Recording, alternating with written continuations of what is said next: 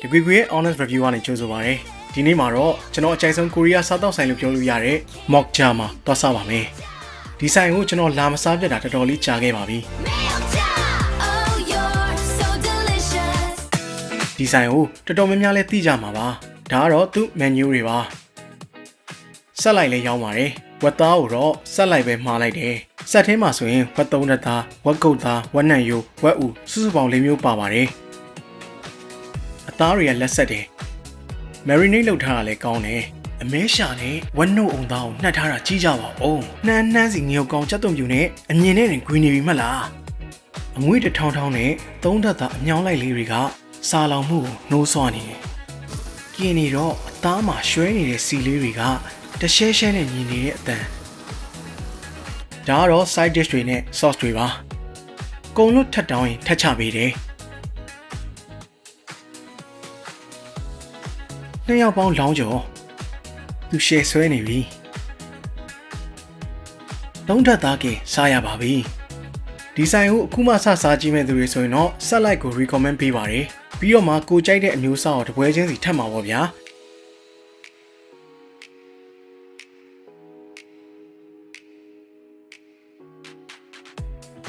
ဂရင်းဆာရှင်တဲ့အနေနဲ့ကင်ချီလေးစစားလိုက်တယ်အခြားသူတွေဒီ sauce ကိုမထီတိုင်းကျွန်တော်ကြည့်ပြီးတော့ခံပြင်းနေဒီလောက်အကင်နဲ့လိုက်ဖက်တာကိုဘာလို့မစားရလဲပေါ့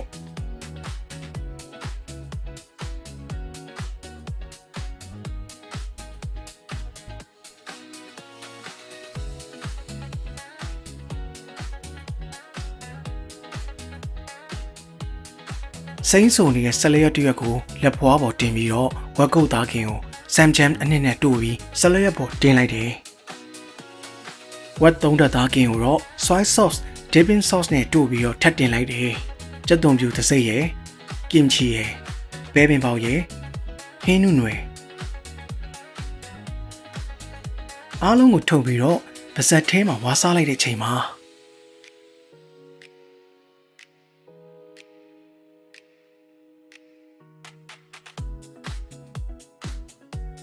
တချို့အရာတွေကြားပြန်တော့လေအပြင်ပိုင်းကြည့်ုံနဲ့ဆုံးဖြတ်လို့မရပြန်ဘူးဥပမာသူ့ဆိုင်ရာကိုရီးယားချက်ချော်လူပေါ့ No ချိုချင်း sauce ကကောင်းတယ်အဲ့ဒါဥမာမုံလာဥနီနန်းနတ်သီးကြက်သွန်နီကိုရီးယားငရုတ်သီးစိမ်းတွေရဲ့ပန်ပိုးမှုနဲ့ sauce ကပူပူလေးနဲ့ပြစ်တယ်ဝတ်သားလေးကိုကြော်ထားတာလေးကမွားတယ်ထမင်းနဲ့တိတ်လိုက်တယ်ဗျာကေဒရာမာတွေထဲမှာပဲကောက်ဆွဲနဲ့စားတဲ့ဝက်ချိုချင်းကျော်ဆိုတာဒါပါလားဆိုပြီးတော့ဆွဲလန်းစေခဲ့တာဒီဆိုင်မှာပဲ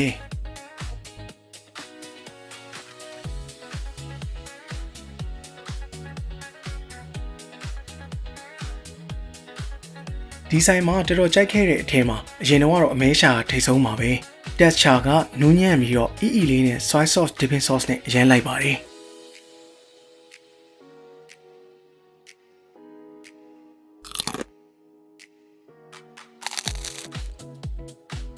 နောက်ပိုင်းသွားစားတဲ့အခါမှာကင်ရင်နည်းနည်းမှာပြီးတော့အရင်လောက်စားမကောင်းတော့ဘူး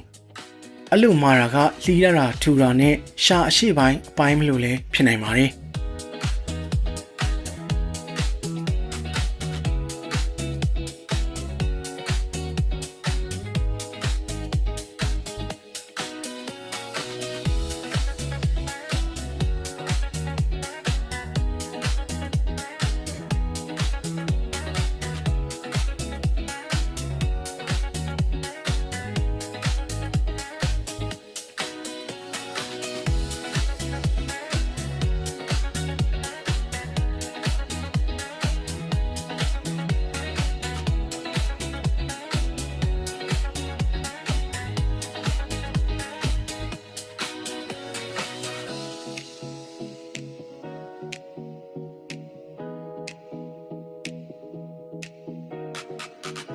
တကွေကွေရဲ့နောက်ထပ်ဗီဒီယိုတွေမှာပြန်တွေ့ပါမယ်